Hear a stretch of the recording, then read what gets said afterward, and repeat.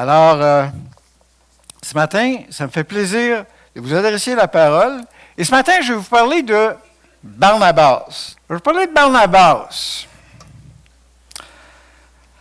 Alors, Barnabas, selon moi, c'est l'un des plus beaux modèles d'hommes de Dieu du Nouveau Testament. Mais avant d'aller plus loin, là, je vais clarifier quelque chose. Vous savez, dans la parole, il y a 3 noms qui ressemblent à ça. Je veux juste être sûr qu'on comprenait bien duquel je parle. Alors, le premier s'appelle Barabbas. C'est qui celui-là? Hein? Celui-là, c'est celui-là qui a été relâché, qui devait être crucifié, puis c'est que Jésus-Christ a été crucifié à sa place. Ensuite, on a Barsabas. Barsabas, vous le voyez dans Acte 1, 23. Vous savez, quand les disciples, à un moment donné, après l'ascension, quand les disciples ont voulu remplacer Judas, qui était mort, qui s'était suicidé, ils ont dit, ça nous prend des gens qui ont marché tout le temps avec Jésus, avec nous. Il y en avait 2, Matthias et Barsabas. Barsabas était l'un des 2.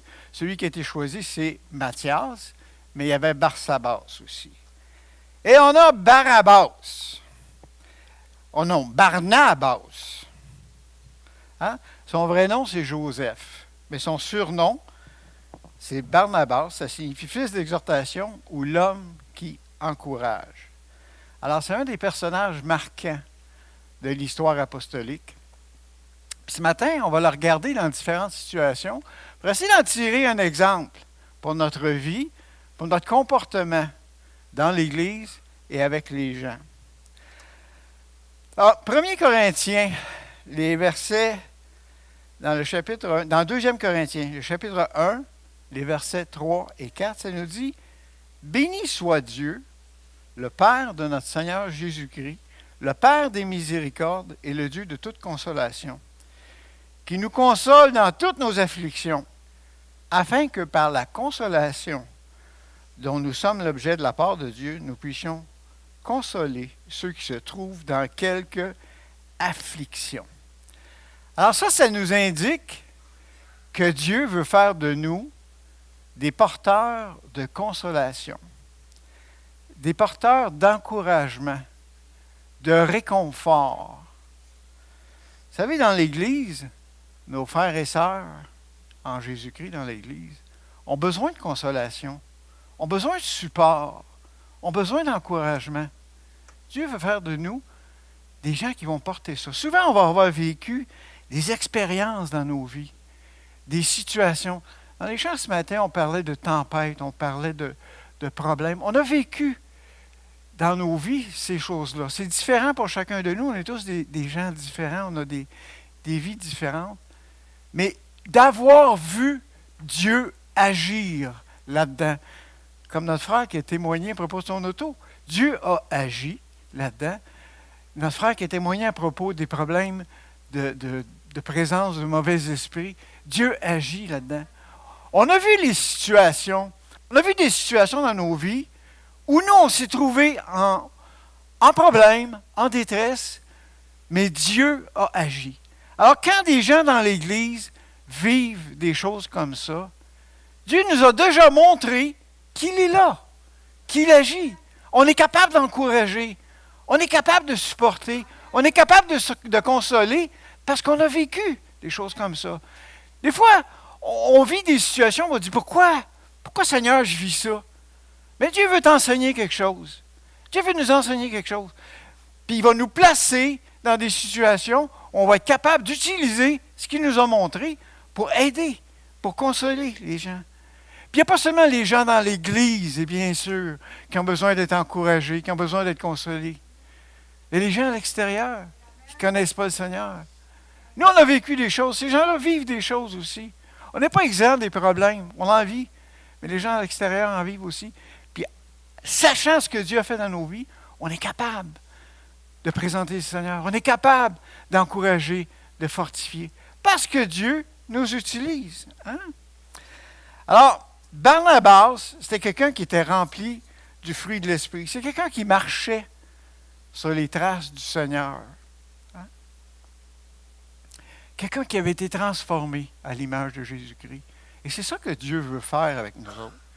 Il nous transforme comme de gloire en gloire à l'image du Seigneur Jésus-Christ. C'est ça qui nous appelle à être transformés. Hein?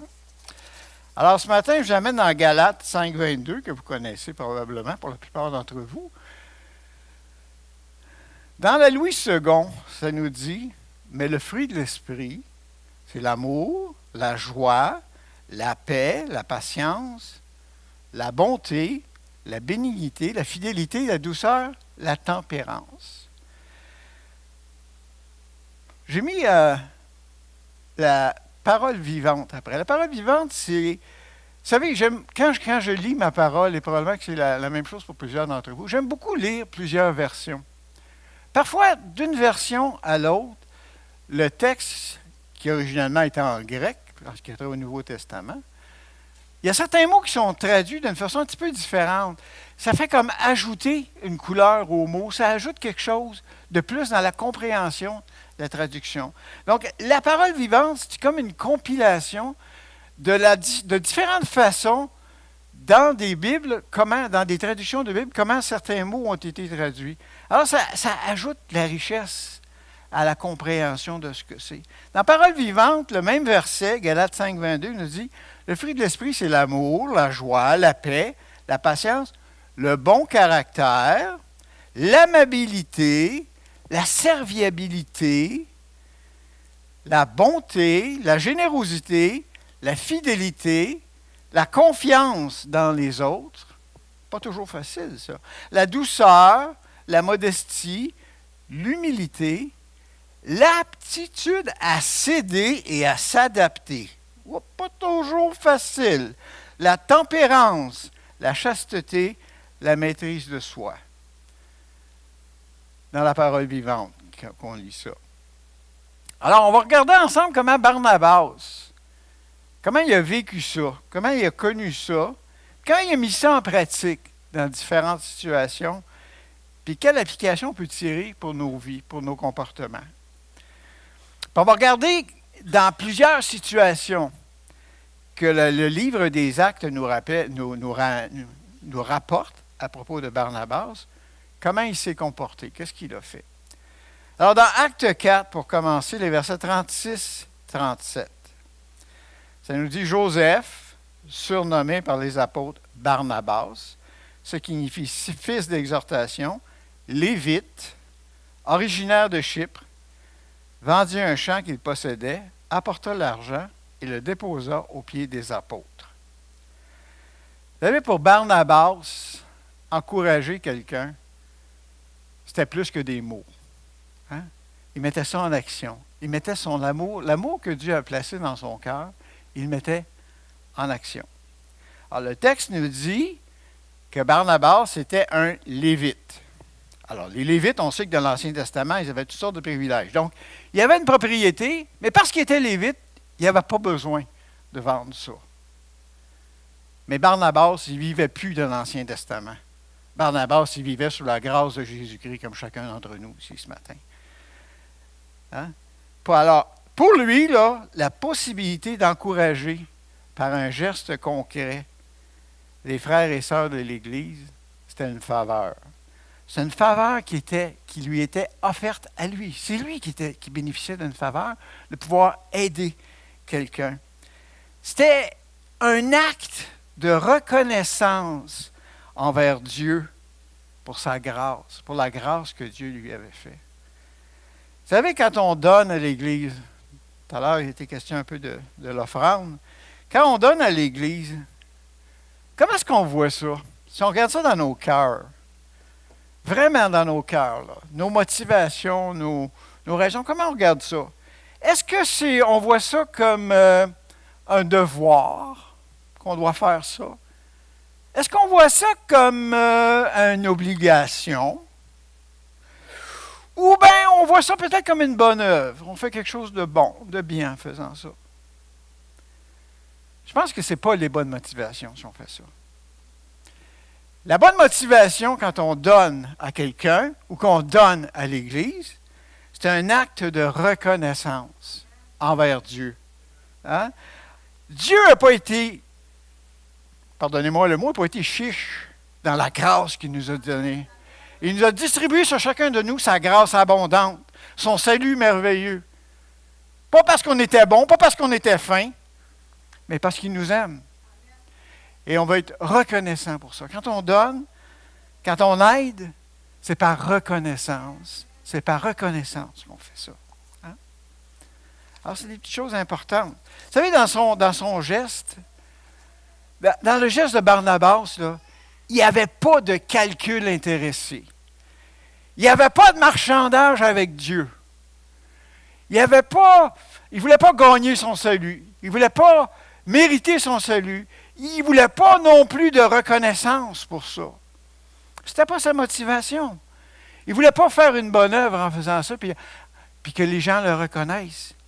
C'était seulement un « merci Seigneur pour ta grâce dans ma vie ». Si vous regardez dans le livre des Actes, tout de suite après, il y a quelque chose qui se passe. Tout de suite après ça. On voit deux autres personnages, Ananias et Saphira.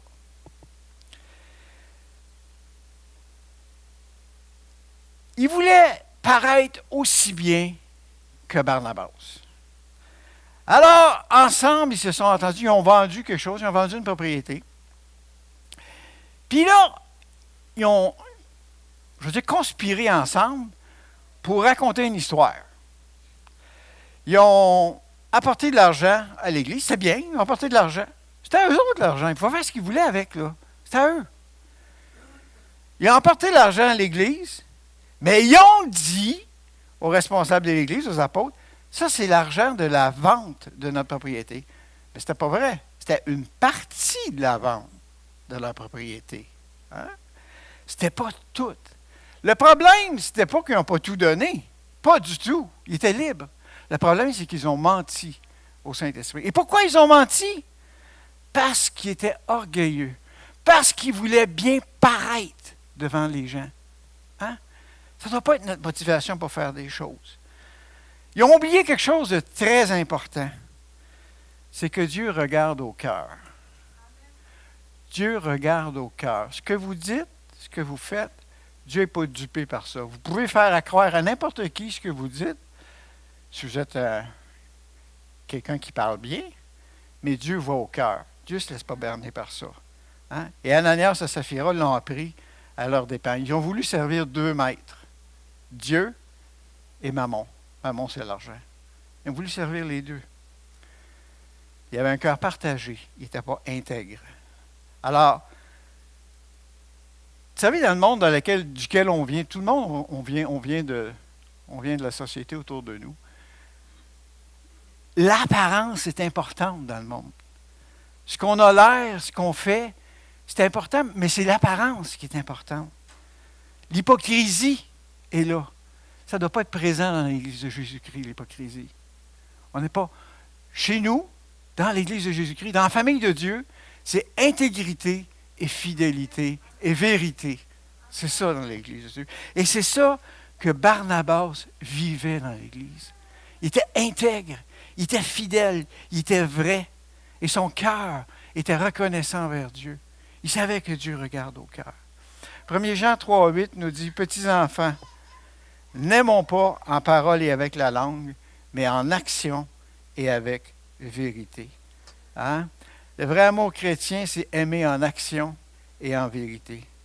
C'est pas seulement pour faire de mal, c'est faire le bien aux autres, à nos frères et sœurs. Vous savez, le contraire dans l'action, c'est en parole. On dit, mais on ne fait pas.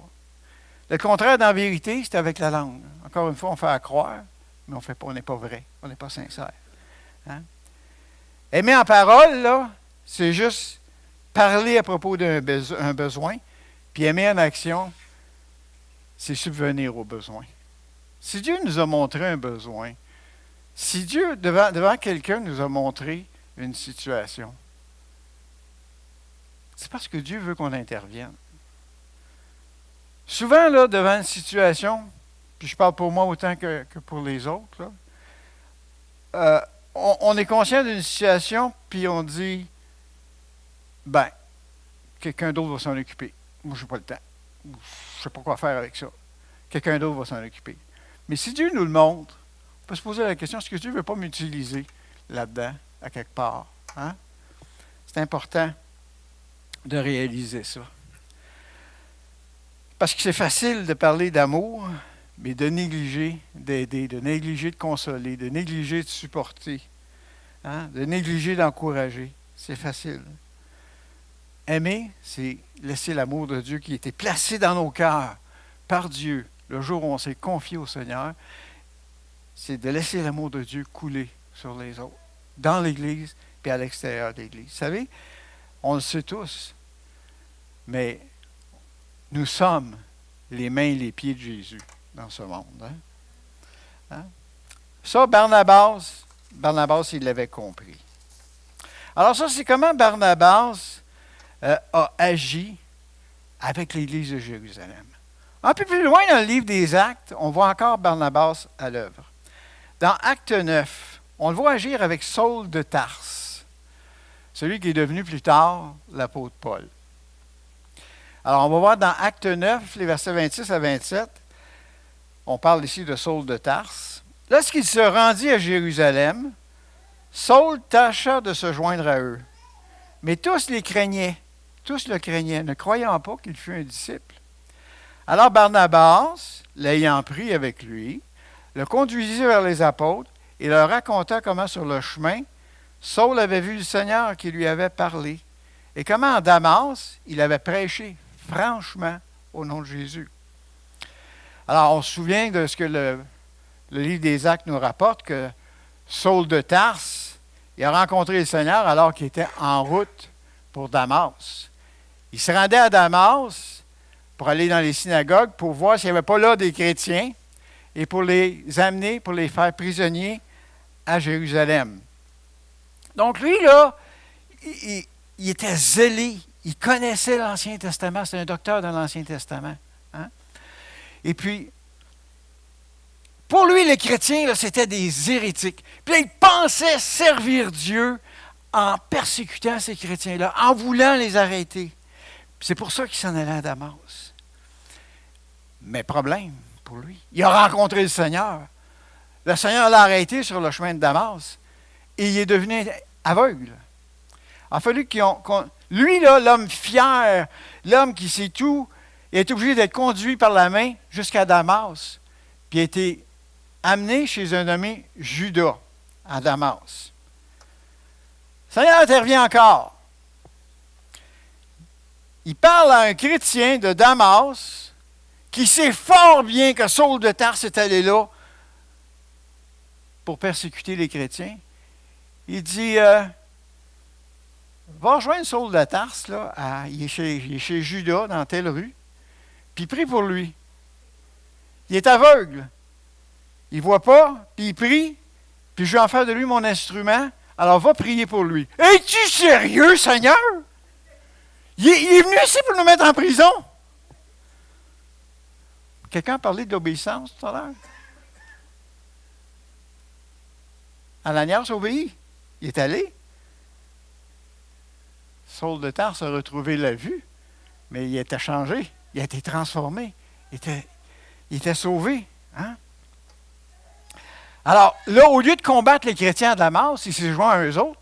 Puis là, il s'est mis à prêcher pour convaincre que l'Ancien Testament nous parlait de Jésus-Christ, nous parlait du Messie qui était à venir. Hein? Ah, c'est ça qu'il a fait à Damas. Les théologiens disent que ça durait à peu près 3 ans qu'il était à Damas.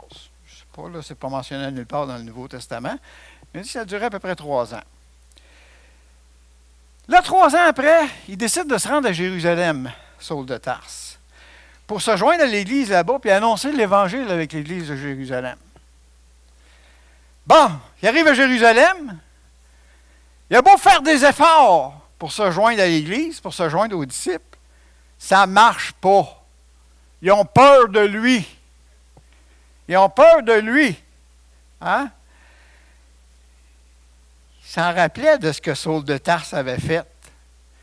Il s'en rappelait qu'il était là quand Étienne a été lapidé. Hein? Il s'en rappelait qu'ils mettaient des chrétiens en prison. Puis c'était eux autres, là, c'est l'Église de Jérusalem. Alors il avait peur de lui. Pensez-vous que ces chrétiens, je pose une question, pensez-vous que ces chrétiens-là, à Jérusalem, croyaient que le Saint-Esprit peut changer des vies? Oui, ils le croyaient. Sûrement qu'ils le croyaient. Mais là, ils se souvenaient de Saul de Tarse, puis c'était plus fort qu'eux autres. Ils avaient peur de lui. Hein? Il y avait un préjugé envers Saul de Tarse. La réputation que Saul de Tarse avait, c'était collé après sa peau. Puis les chrétiens qui l'avaient connu, là, ils ne pouvaient pas voir autrement que comment il était avant. Hein? Leur jugement est figé dans le passé. Ça peut-tu nous arriver? Ça peut-tu nous arriver d'avoir connu quelqu'un, soit quelqu'un qui a abandonné l'Évangile parce qu'il a péché, qui fait quelque chose de grave, qui s'est éloigné de l'Évangile, puis qui veut revenir quelques années plus tard, ou quelqu'un qu'on a connu dans le monde qui était vraiment, on s'était dit, lui là, ou elle là, rien à faire avec ça. Hein? Puis à un moment donné, on rencontre ces gens, ça m'est arrivé. À un moment donné, de rencontrer ces gens-là quelques années plus tard, ou qui se présentent dans l'Église, ou qu'on les rencontre ailleurs dans une Église, puis ils sont chrétiens. Ça se peut-tu? Mais là, tu te rappelles comment cette personne-là était. Soit que tu te méfies de cette personne-là, ben tu vois la gloire de Dieu qui se manifeste. Mais souvent, on a la réaction d'avoir peur de ces gens-là. Alors, quand ça nous arrive, on devrait peut-être se poser la question, j'ai-tu raison de réagir comme ça? J'ai un Dieu qui m'a transformé, j'ai un Dieu qui m'a sauvé, je ne suis plus le même que j'étais. Il fait la même chose avec les autres. Il fait la même chose avec les autres. Hein? On peut se questionner là-dessus. Romains 15, 7 nous dit, « Accueillez-vous les uns les autres, comme Christ vous a accueillis, pour la gloire de Dieu. Hein? » Alors ici, dans cette partie de l'histoire-là, alors que Saul de Tarse essaie de se joindre à l'Église de Jérusalem, Barnabas intervient. Lui aussi, je suis sûr, il se méfie de Saul de Tarse. Lui aussi, il a peur. Hein? Mais il se confie au Saint-Esprit.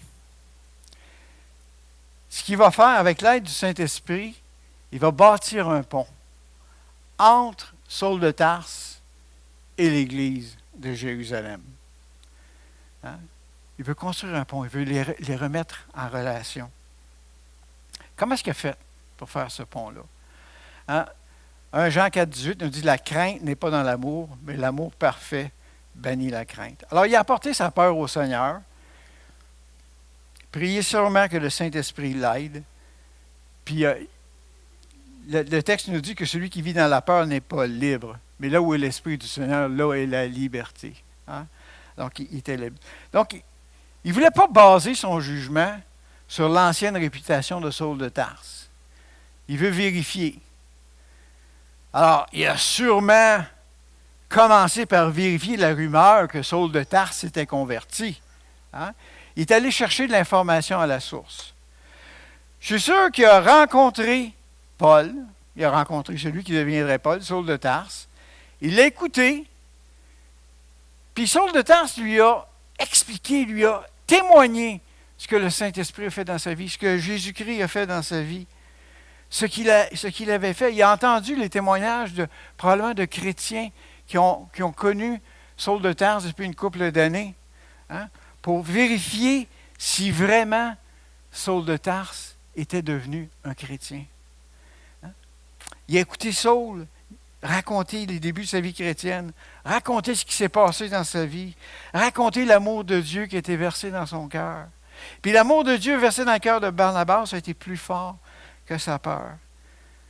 En écoutant Saul de Tarse, en écoutant quelqu'un, on peut voir si Dieu agit vraiment dans sa vie.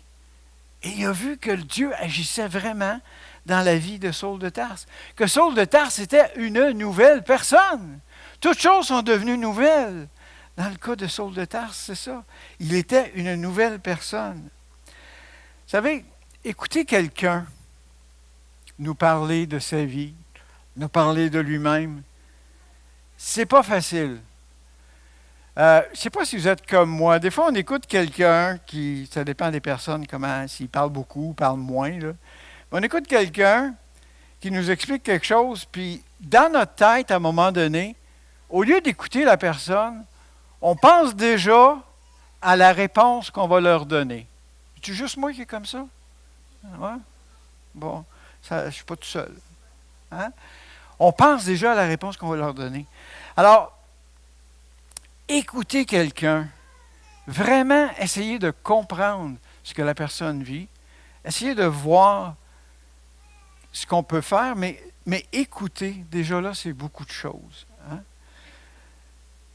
Il y a bien des choses qui peuvent... c'est pas facile d'écouter. Bien des choses qui peuvent influencer la qualité de notre écoute.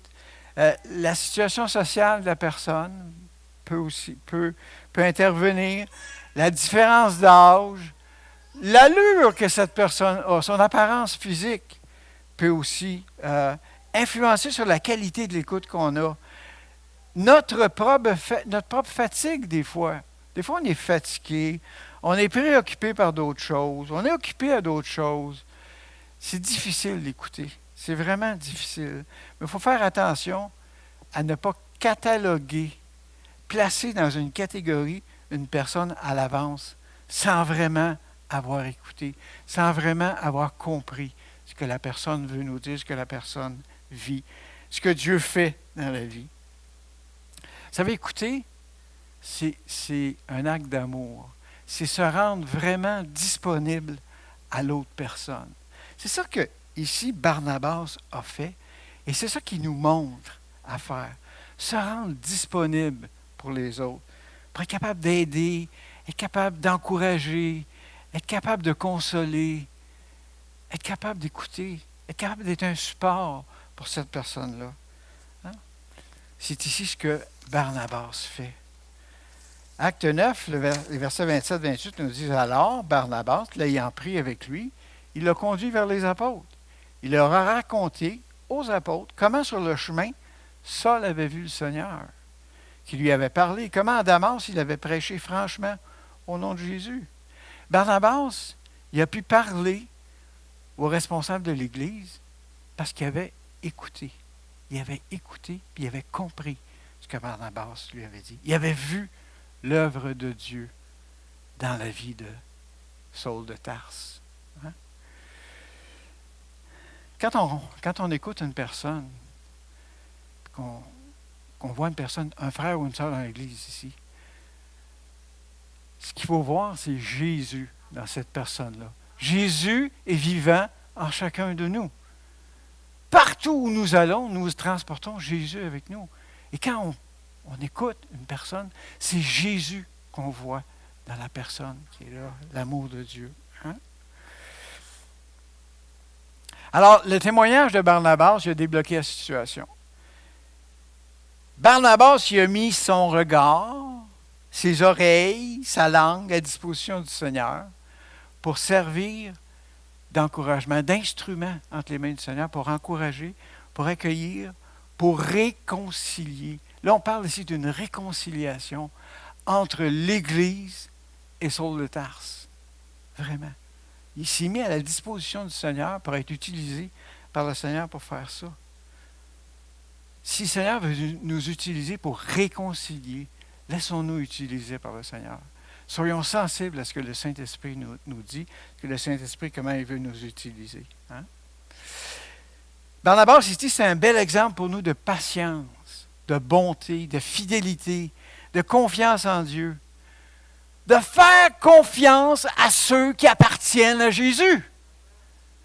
Hein? C'est pas toujours facile, ça non plus. De maîtrise de soi. Alors, on a vu comment Barnabas a agi avec l'Église de Jérusalem. Comment il a agi avec Saul de Tarse, dans une situation où c'était difficile pour Saul. Maintenant, on va voir comment il a agi avec un autre passage que le livre des Actes nous rapporte, c'est avec l'Église d'Antioche. Dans Acte 11, versets 22 à 26, le bruit en parvint aux oreilles des membres de l'Église de Jérusalem. Ils envoyèrent Barnabas jusqu'à Antioche.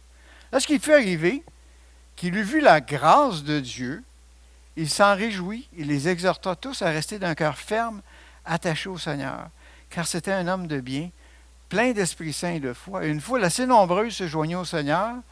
Barnabas se rendit ensuite à Tarse pour chercher Saul, et l'ayant trouvé, il l'amena à Antioche. On parle ici d'Antioche de Pisidie. Alors, Barnabas a été envoyé à Antioche vers une nouvelle église, une église naissante. Puis l'église était formée en grande partie de croyants d'origine païenne. Vous savez, à Jérusalem, l'église qu'il y avait à Jérusalem, c'était une église qui était formée en grande partie de croyants d'origine juive. Mais là, on parle d'une église formée de croyants d'origine païenne à Antioche. Puis c'est une nouvelle église. Ce n'était pas une église qui avait été fondée par les apôtres.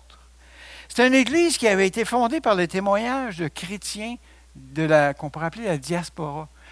Peut-être des chrétiens qui avaient quitté Jérusalem face à la persécution qu'il y avait eu à l'église de Jérusalem quelques années auparavant. Alors, la parole nous dit que c'était des chrétiens de Chypre et de Cyrène qui sont allés et qui ont prêché l'Évangile dans la ville d'Antioche. Donc, ce n'est pas une église qui a été fondée par les apôtres. Alors, l'Église en entend parler, l'Église de Jérusalem en entend parler, puis envoie Barnabas à Antioche aller voir ce qui se passe là. Alors, Barnabas, quand il arrive à l'Église d'Antioche, il découvre une Église différente. Elle est très différente de celle de Jérusalem. Hein? Mais qu'est-ce qu'il voit? Il voit la grâce de Dieu à l'œuvre dans la vie de ces païens-là qui se sont convertis. La grâce de Dieu est à l'œuvre. C'est ça qu'il voit.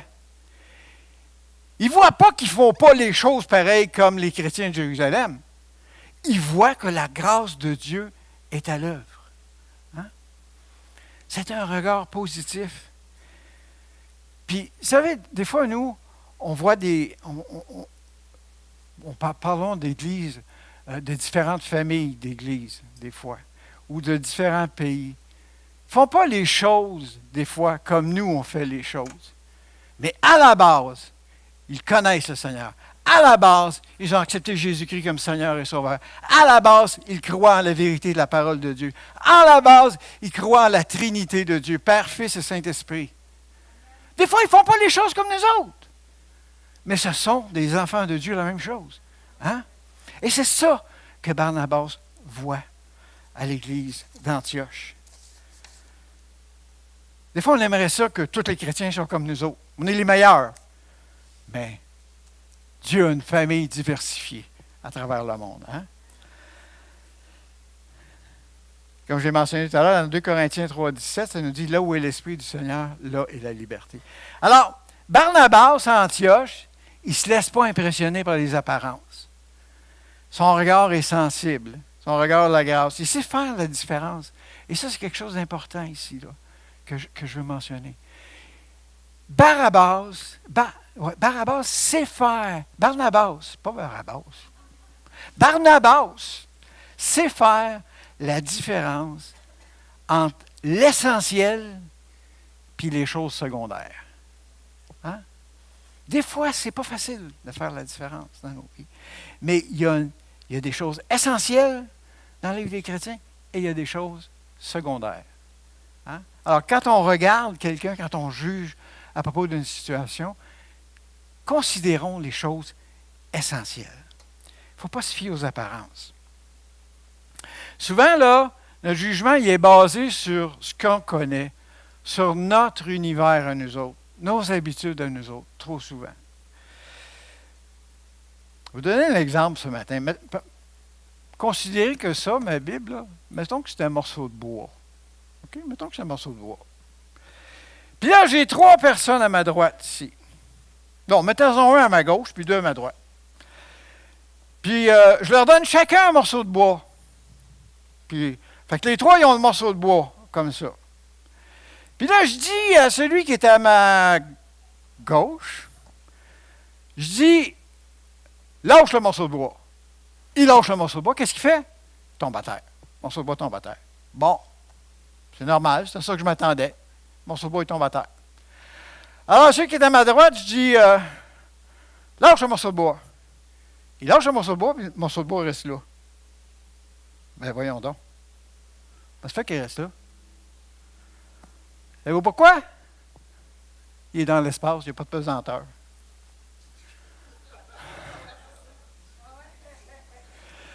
Là, je dis à l'autre, lâche un morceau de bois. Il lâche un morceau de bois, puis le morceau de bois monte. Qu'est-ce que c'est ça? Ben, c'est ça qui monte. Avez-vous une réponse? Non. Il est dans l'eau.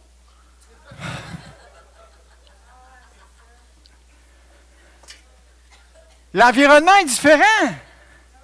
C'est la même chose, là, mais l'environnement est différent. Hein? Des fois, on juge basé sur l'environnement qu'on connaît, mais l'environnement d'une autre personne, son background, sa culture, ses habitudes, sa vie passée, c'est différent. Des fois, il va réagir différemment de nous.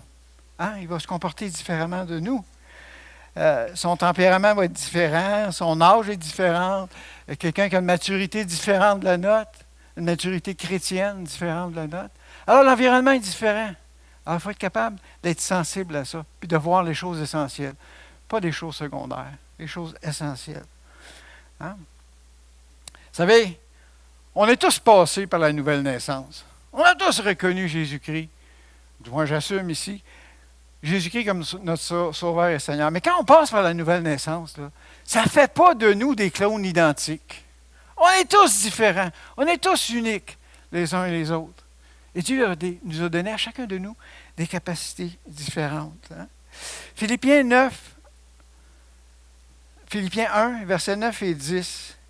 Et ce que je demande à mes prières, c'est que votre amour augmente de plus en plus en connaissance et en pleine intelligence pour le discernement des choses les meilleures. Encore une fois, je vous amène dans la parole vivante. La slide suit. Ouais. Le même verset dans la parole vivante, ça dit, c'est pourquoi je prie constamment pour vous. Je demande que votre amour mutuel augmente sans cesse, tout en s'enrichissant en pénétration et en tact, afin que vous puissiez comprendre les autres et trouver leurs besoins réels. Alors, vous saurez discerner les vraies valeurs et serez capable de discerner l'essentiel de l'accessoire et de trouver en toutes circonstances la bonne manière d'agir. Comment est-ce que Barnabas a vécu ça? Alors, Barnabas, quand il arrive à l'église d'Antioche, il voit une église différente. Il voit une église qui vient du monde païen. Il identifie les vrais besoins de l'église d'Antioche. Ces vrais besoins de l'église d'Antioche, là, c'est pas de s'habiller différemment, c'est pas de manger différemment, c'est d'être enseigné, ancré dans la parole. C'est ça que l'église d'Antioche a besoin, parce qu'ils viennent du monde païen. Hein? Ils ont besoin d'être ça. Alors, Barnabas, ça me prend quelqu'un pour m'aider, pour faire ça. Si on veut faire ça ici, ça me prend quelqu'un. Et le Saint-Esprit lui rappelle Saul de Tarse. Vous savez, on a ici, entre les deux événements dont je parle, là, le moment où Barnabas a permis à Saul de joindre l'Église de Jérusalem, et le moment où il est à Antioche, il y a plusieurs années entre les deux. Et pendant ce temps-là, Saul a été persécuté à Jérusalem par les Juifs. Et puis il a dû fuir, il a dû quitter Jérusalem, il est allé à Tarse, sa ville d'origine. Alors, le Seigneur rappelle à Barnabas Saul de Tarse. Puis là, il a connu Saul. Puis là, il est convaincu que Paul, quand il est connu sous son nom grec, c'est Paul, que Paul est l'homme de la situation. C'est lui que ça lui prend. Alors, il n'y avait pas Internet, il n'y avait pas ce qu'il fallait, il n'y avait pas l'adresse de Paul à Tarse, mais il s'est rendu à Tarse, puis il a trouvé Paul à Tarse. Puis il l'a ramené à Antioche, puis il fait équipe avec Paul à Antioche pour enseigner l'Église. Barnabas aussi a un sens du travail d'équipe. Il reconnaît qu'on n'a pas tous, chacun, toutes les capacités. Chacun a des talents, des dons, des forces que Dieu a données. Et c'est en équipe qu'on accomplit l'œuvre de Dieu. Et comme ça, Barnabas, avec Paul, a accompli l'œuvre de Dieu à Antioche. Parce que il reconnaissait que Paul était quelqu'un qui avait de la solidité, de la connaissance dans la parole de Dieu. C'est sûr qu'à l'époque, il n'y avait pas le Nouveau Testament. C'était l'Ancien Testament. Mais l'Ancien Testament nous parle du Messie. L'Ancien Testament parle des promesses de Dieu à son peuple. Hein? Et l'Ancien Testament annonce le Messie. Et Paul a été capable d'enseigner avec Barnabas à Antioche. Hein? Et là, ici, on voit que Dieu s'est servi de Barnabas pour révéler à Paul ce qu'il voulait vraiment faire avec lui. Parce que Paul, on ne sait pas qu'il est retourné à Tarse, mais qu'est-ce qu'il faisait à Tarse? Je ne sais pas. Mais Dieu a continué à travailler avec lui. Et là, Dieu l'a emmené vraiment dans le ministère dans lequel il l'appelait, d'annoncer l'Évangile, d'annoncer la parole de Dieu aux païens, à ceux qui viennent du monde païen, et à ceux qui vont le faire parmi les païens. Alors, Barnabas a été sensible à l'Esprit de Dieu dans tout ça. Alors, qu'on sache être sensible à l'Esprit de Dieu et voir les vrais besoins qu'il y a chez quelqu'un. Hein? Quelqu'un va avoir des besoins, qu'on soit capable de voir les vrais besoins des personnes. Hein? Puis savoir discerner comment le Seigneur nous dirige pour rencontrer ce besoin-là. Encore une fois, un bel exemple de bonté, d'humilité, de capacité à s'adapter à une situation, de sensibilité à l'Esprit de Dieu, hein? D'amour, de serviabilité chez Barnabas encore, hein? Qu'il a fait. Un dernier exemple qu'on voit dans la parole de Dieu, c'est comment Barnabas a agi avec Marc. Dans Acte 15, verset 39, on parle ici il est connu sous le nom de Jean-Marc dans la parole de Dieu, mais Marc. Ce dissentiment fut assez vif pour être la cause qu'ils se séparèrent l'un de l'autre, et Barnabas, prenant Marc avec lui, s'embarqua pour l'île de Chypre. Paul fit choix de Silas et partit, recommandé par les frères à la grâce du Seigneur. Alors, on est après le premier voyage missionnaire de Paul et Barnabas. On voit ça dans le livre des Actes autour du chapitre 15. Et ils sont de retour à Antioche, et là, ils se préparent pour un deuxième voyage missionnaire. Dans le premier voyage missionnaire, Marc les accompagnait. Mais Marc les a abandonnés après une partie du voyage. Pourquoi? On ne sait pas vraiment. Est-ce qu'il était découragé? Est-ce qu'il ne se sentait pas capable de faire ça? Mais il les a abandonnés. Et là, Barnabas et Paul se préparent à partir pour un deuxième voyage. Et Barnabas veut emmener Marc. Paul il dit, hey, je ne joue plus dans ce film-là, moi. C'est fini. Il n'est pas fiable. Mais lui, mais Barnabas, lui, voulait servir de mentor à Marc. Il voulait le former. Alors, il ne s'entendait pas du tout. Alors, Paul est parti avec Silas et Barnabas est parti avec Marc. Alors, bon, finalement, on avait deux équipes missionnaires au lieu d'un qu'une. Mais quand même, ils sont partis, il y avait un dissentiment entre les deux. Alors, Paul, il ne voulait pas prendre de chance avec Marc. Vous savez, chose est certaine. Dans la vie, là, les conflits, c'est inévitable. On va avoir des conflits. On a sans doute eu des conflits dans le passé. On va avoir des conflits avec des gens autour de nous au travail ou ailleurs, ou dans l'Église. On va avoir des conflits. Ça peut arriver qu'on n'est vraiment pas d'accord sur quelque chose avec quelqu'un, même dans la vie chrétienne, même dans l'Église. Ça peut arriver qu'on ne soit pas d'accord. Mettons que ça, c'est un poêle. Un poêle. Le rond est allumé, vous voyez? C'est allumé le rond dessus. Là, j'ai un chat. Le chat, il saute sur le poêle. Il s'assied sur le poêle. Le rond est allumé. Il ne reste pas là longtemps. Il redescend. Il dit là, moi, je ne monte plus là. Fini. Hein? Même quand le poêle est éteint, le chat, il ne remonte plus là. Mais le chat, là, il n'a pas raison. Parce que c'est dangereux quand le poêle est allumé, mais quand il est éteint, ce n'est pas dangereux. Il peut monter là. Il peut remonter là. Des fois, nous autres aussi, ça nous arrive. Hein? On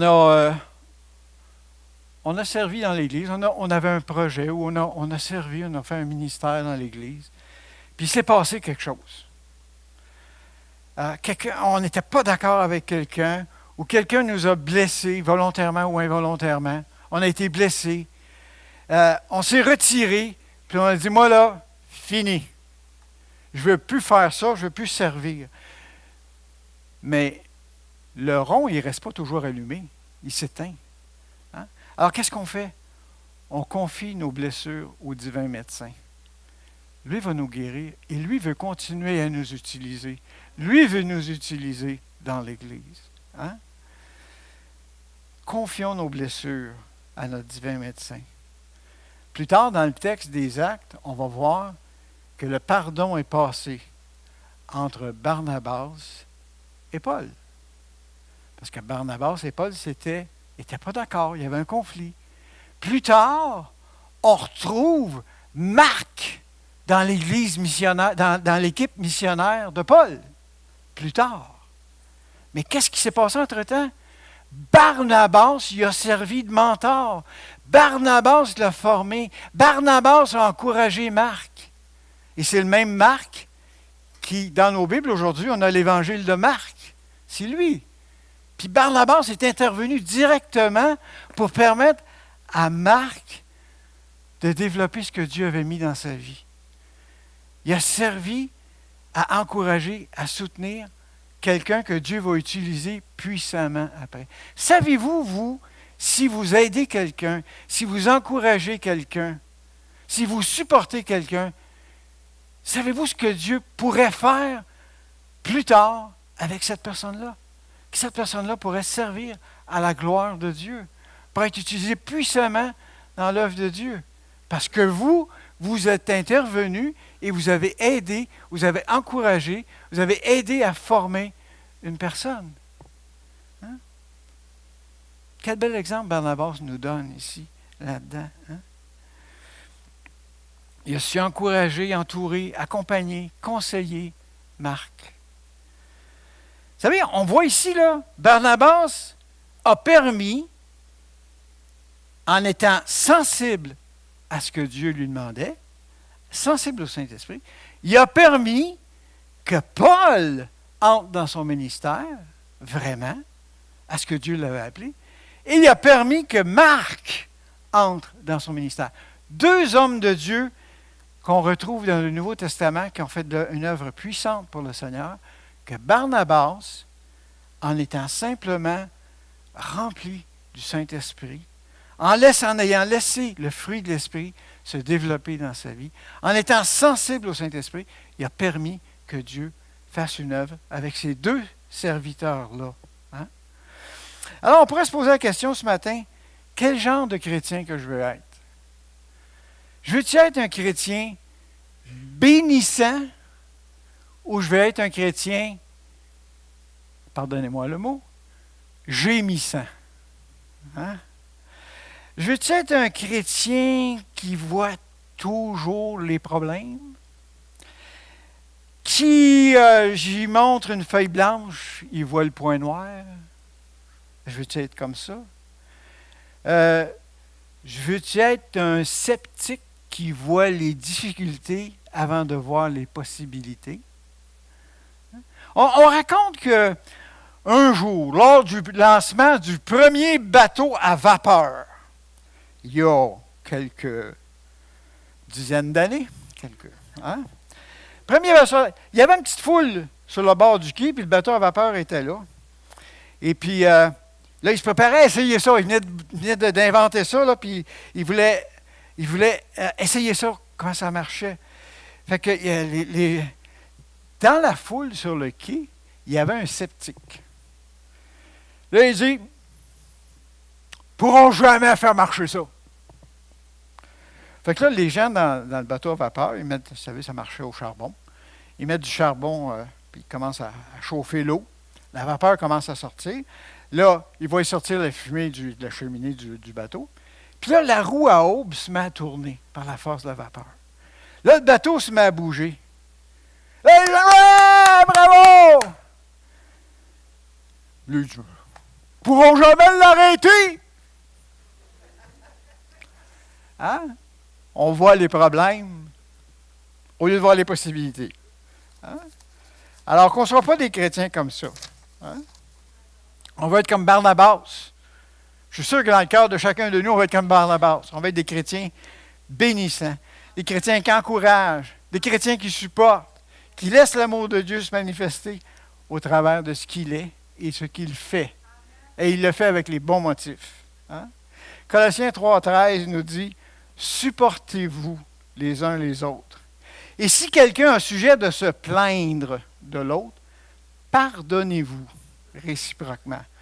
De même que Christ vous a pardonné, pardonnez-vous aussi. Alors on évite l'amour fraternel, on évite les détails sans importance. On se concentre sur l'essentiel. On apprend à faire la différence entre ce qui est essentiel dans la vie d'une personne, dans la vie d'un chrétien, puis ce qui est secondaire dans la vie d'un chrétien. Hein? Des fois, on a tendance à voir des choses secondaires. Mais il faut regarder ce qui est essentiel dans la vie des chrétiens et voir les besoins que ces personnes-là ont. Aimer, c'est se supporter, c'est accepter ce qu'il peut y avoir parfois d'agaçant, de désagréable chez les frères et sœurs dans l'Église. Ça arrive. Parce qu'il y a des différences entre nous. On n'est pas tous pareils. Hein? Savez-vous, vous vous rappelez des petites leçons de quand vous alliez à l'école, les leçons de français. Rappelez-vous des conjugaisons, du temps des verbes? Rappelez-vous de ça? Hein? Ouais. Le verbe aimer, c'est le verbe le plus difficile à conjuguer. Savez-vous ça? Pourquoi? Parce que son passé, il n'est jamais au passé simple. Son présent est toujours au présent imparfait. Puis son futur, c'est toujours un futur conditionnel.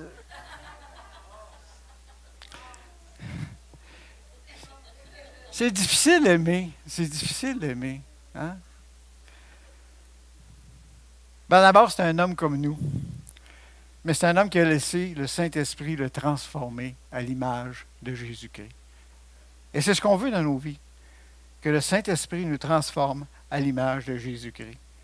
C'est un homme de bien, c'est un homme bienveillant, c'est un homme droit, c'est un homme généreux, c'est un homme bon. On ne possède pas ces qualités-là par nature. C'est le Saint-Esprit qui développe ça en nous. Hein? Laissons toute la place dans nos vies au Saint-Esprit. Hein? Il veut, oui, nous donner ses dons, les dons spirituels, mais aussi nous faire grandir en nous le fruit du Saint-Esprit. Un fruit, ça ne grandit pas instantanément dans nos vies. Au fur et à mesure qu'on grandit dans la grâce de Dieu, le fruit se développe. Tout ce que j'ai parlé ce matin, les différentes qualités, ça vient tous ensemble, ça fait tous partie du fruit de l'Esprit et ça se développe dans nos vies. Hein? Éphésiens 5, 18 à 20 nous dit « Soyez, au contraire, remplis de l'Esprit. Entretenez-vous par des psaumes, par des hymnes, par des cantiques spirituels, chantant et célébrant de tout votre cœur les louanges du Seigneur. Rendez continuellement grâce pour toutes choses à Dieu le Père, au nom de notre Seigneur Jésus-Christ. » Vous savez, le fruit de l'Esprit, là, on ne le produit pas artificiellement. C'est le Saint-Esprit qui est fait dans nos vies. Hein? C'est le Saint-Esprit qui nous fait grandir, qui fait grandir le fruit de l'Esprit dans nos vies. Hein? Puis ça se passe, ça se produit tout au long de notre vie chrétienne. On n'est jamais parvenu à la perfection. Le Saint-Esprit travaille tout au long de notre vie. Hein? Alors, ce matin, ce que j'ai voulu faire, c'est vous donner un peu l'exemple de Barnabas. À l'exemple de Barnabas, qu'on soit rempli de l'amour de Dieu, qu'on puisse marcher sur les traces de Jésus, qu'on aime en action et en vérité, pas seulement en parole, qu'on soit des semeurs d'encouragement, de consolation, de réconfort dans l'Église et dans le monde, comme Barnabas a fait avec l'Église de Jérusalem. Puis si Dieu nous fait traverser des temps difficiles, sachons que Dieu, avec ça, a un but. Dieu veut nous apprendre des choses. Et Dieu, plus tard, va nous utiliser dans ces situations-là, hein, afin qu'on puisse être des sources d'encouragement des sources de consolation, des sources de support pour les gens autour de nous autres. Hein? Qu'on apprenne, comme Barnabas, à bâtir des ponts avec les gens sans préjugés, sans se fier aux apparences, hein? Mais avec amour, comme il a fait avec Saul de Tarse. Malgré les apparences, être capable de voir les vrais besoins des gens autour de nous autres, des gens qui nous entourent. C'est quoi les vrais besoins? Les vrais besoins spirituels de ces gens-là, comme il a fait avec l'Église d'Antioche. Hein? Puis comme il a fait avec Marc, quelle joie ça pourra être pour nous autres de s'être laissés utiliser par le Seigneur pour que des gens naissent de nouveau, grandissent dans le Seigneur, soient affermis dans le Seigneur et ensuite soient utilisés avec puissance par le Seigneur dans son œuvre. Quelle joie ça peut être pour nous autres. Hein? Alors qu'on puisse avoir de la patience, de la serviabilité, de la fidélité. Hein? Qu'on voit Jésus dans les autres chrétiens, dans nos autres frères et sœurs dans l'Église. Et pas seulement les différences entre nous, les petites choses qui étaient parfois nous agacent un petit peu entre nous. Amen. C'est le message que je vais vous apporter ce matin. Alors Seigneur, ce matin, je veux vraiment te prier que chacun d'entre nous ici, qu'on puisse se souvenir de ce que pendant que ta parole était annoncée, Seigneur Dieu, se souvenir de ce que tu as fait, des pensées, les souvenirs que tu as mis dans nos cœurs, les situations que tu as mis dans nos cœurs, Seigneur. Qu'on puisse s'en souvenir et agir conformément à ta parole, conformément à ce que le Saint-Esprit veut mettre dans nos vies, Seigneur. Seigneur, qu'on puisse être pour tout le monde, dans l'Église et à l'extérieur de l'Église, une source d'encouragement, une source de soutien, une source de réconfort, Seigneur. Qu'on puisse être ceux, Seigneur, qui voient leurs vrais besoins spirituels et qu'on puisse rencontrer, avec l'aide de ton Saint-Esprit, les besoins spirituels qu'il y a dans les gens. Alors, merci, Seigneur, pour nos cœurs, les cœurs de chacun qui sont ouverts. Merci pour ton amour qui est déversé dans la vie de chacun. Et je te prie, Seigneur, vraiment de bénir chacun et chacune dans cette Église, Seigneur, afin que ton œuvre s'accomplisse ici, à Saint-Honoré et dans la Beauce, Seigneur. Alors, c'est en Jésus qu'on te prie. Amen. Amen. Merci.